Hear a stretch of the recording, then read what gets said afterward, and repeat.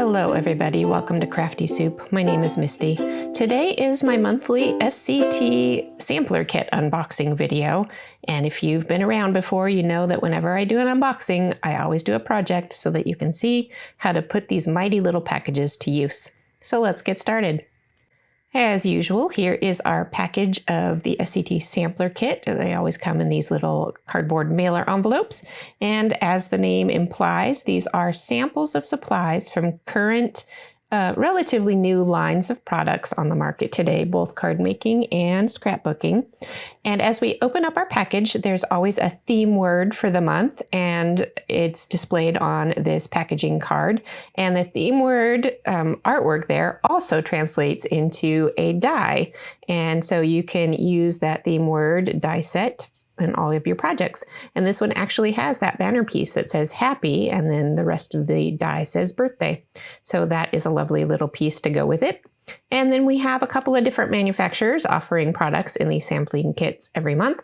Normally I shut off the camera at this point and separate things out because I don't always know what's what. But this time around, it was pretty clear from the back of the label that we can separate out these products. And this first line of products is from the stamp market, I believe. If I'm wrong, I'll pop that up on the screen. And we've got some really nice thick pattern paper. Some of it has cut parts on one side and just prints on the other side. And this piece right here in particular is inspiring my project today, so be sure to stick around for that. We have a lovely birthday celebratory feel to this line, but I think there's a wide enough range of colors and prints like these hearts that can be widely used for many, many things. And I really like the speckly polka dot, I guess you could say, on the back of a lot of these. And that star print is pretty cute and usable across a variety of topics. And then the next set of supplies here is from Simple Stories. And we've got a sticker sheet from their sticker books. I happen to have an alphabet sheet there. I think there's images as well as alphabets in their sticker book. So because it's a sampling, your mileage may vary. And then we have some ephemera pieces here. And I'm not sure how many of these I will use on my project, but I am going to set them off to the side as we go. And you can see that some of the ephemera pieces are pieces within pieces that you have to pop apart. So that gives you more bang for your buck as well. And so that was the ephemera pieces. This is a cut apart sheet. One side is the cut apart and the other side is just a print. And then we go into the regular pattern papers. So again, we have a birthday theme, but the B-sides are often very flexible and usable. So while we have these party hats, which I'm not sure I will use, the B-side there has, just another print that I think will come into play. I do really like these candles. So some of this birthday theme is starting to soak into my brain as I go through these products, and it's starting to inform the project that I want to make. I don't plan these ahead of time because I do these unboxes live and I don't know what's going to be in these kits until I open them up.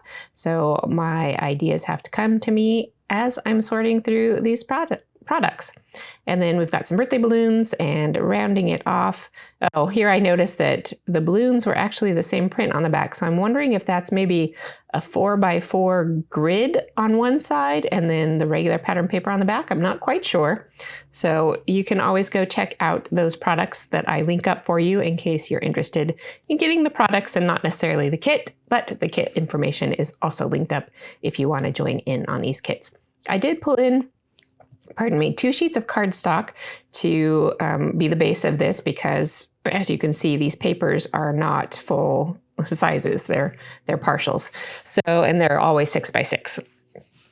So as I sort through these products, I am picking out the bits and pieces that I think will work for my story, which is going to be an unusual birthday story because we couldn't be with my middle kid. She's off in college for her birthday, but we did go down to see one of her theater productions.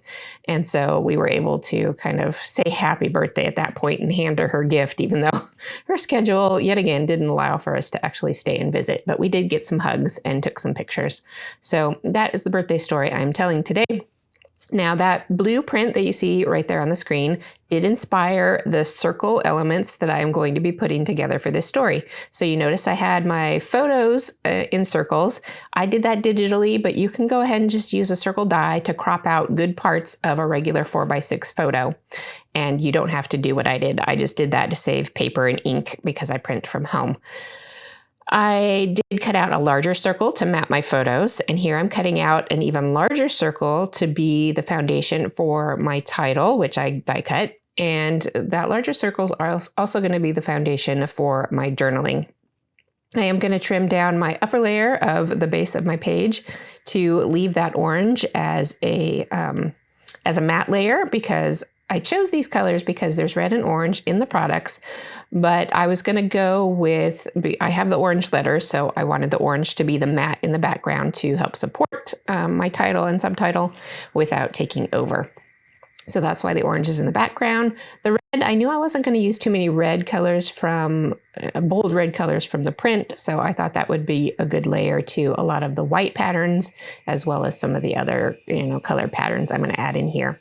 So there is my title block all done. Later I will add journaling lines to that, but at this point I have to figure out how to arrange all these circles in a way that's going to work together. And as I'm realizing, I cut mostly white prints out of this, so I do need to go back and cut out some more layers that have more solid colors to them so that I can kind of help separate and divide and keep those white prints from blending in too much with each other. So that's why I have more circles out here, and I am spending a lot of time trying to get these circles in a nice pattern, and that will all kind of shift in the end, because as I take things apart to layer them back up, and I'm doing a layer of sewing on all of this at my sewing machine, I am using some temporary adhesive to try to keep them in place so that I can move over to my sewing machine and do that. But I wanted each circle to have its own stitched, messy border. And as I was taking layers apart, I, would forget which layer was in there. I did try taking a photo. As you can see, my phone is there.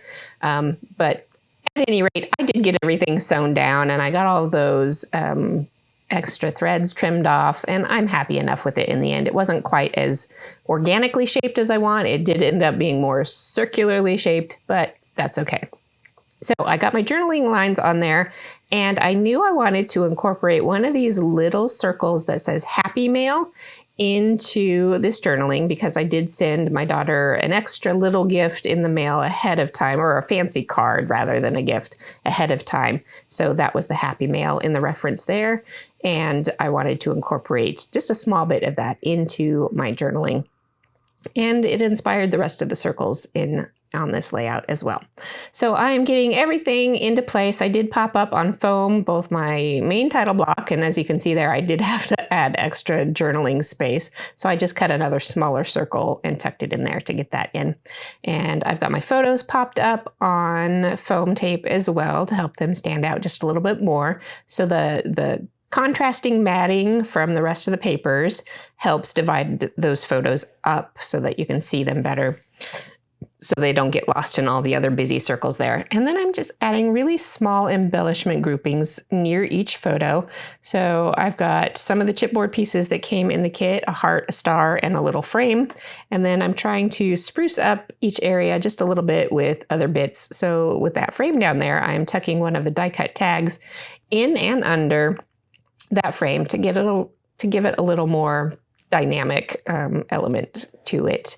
So I just like doing little touches like that on occasion, and then I have to kind of clean it up a little bit as I go. All right, so that's in place, and then I'm just going to finish this up with a few enamel dots, and that will wrap up this project for this time. I hope you enjoyed seeing the unboxing of this kit and ways to use those 6x6 papers on full-size layout. Now this is an 8.5 by 11, but you could totally do the exact same thing on a 12 by 12. You just might need a few more circles. So as we take a look at these close-ups, I will say thank you so much for watching and being here. If you have any comments or questions, definitely drop them below. And remember, I've got links to all these things down below if you're interested in checking out any of the products that I've mentioned. So I will be back in a couple of days, hopefully. Well, I'm not sure I'm going to get to editing the video, but I will be back soon with another video for you for my counterfeit kit design teamwork and a scrapbook layout for that. And until then, I hope you have an artful day.